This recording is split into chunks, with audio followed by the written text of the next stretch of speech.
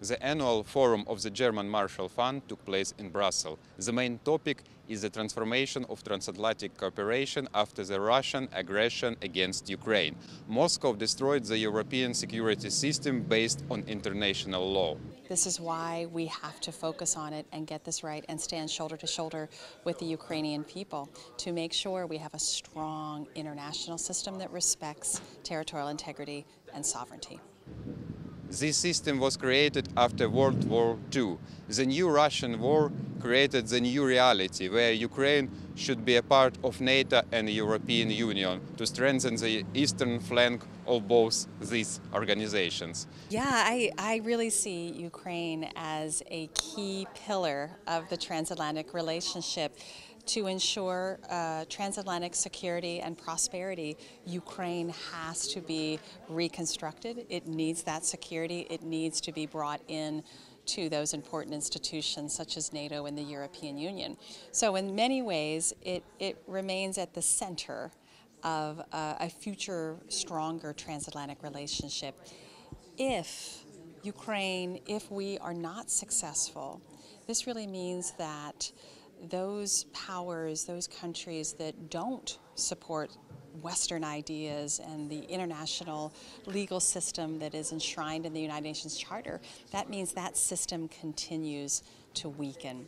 So for me, the future of the international system runs through Ukraine, and it has to be successful. That's why the United States, that's why Europe is placing so much emphasis on this. Just several years ago, the ideas about the transatlantic future for Ukraine were mainly just the aspiration of Ukrainian officials in civil society. Today, many American and European experts share this view. It's very clear Ukrainian people have not only spoken, they're fighting every day for their European future, because they see themselves as part of the continent, and they see themselves as part of a continent in social, political and economic terms. And that means really a very clear direction for the country towards integration of European Union. That's to me not only absolutely clear, I think that's probably also the best for the country and its people. By the same token, what's happening with Ukraine is probably the most important event for Europe and its future, because basically engaging with such a big country means also asking yourself why you need enlargement, what does it mean as well about the various aspects of the existing market and existing political community of Europe. International business is ready to restore Ukraine. The main precondition is security, but some entrepreneurs launched their business even in the wartime. We represent the business side, the private sector.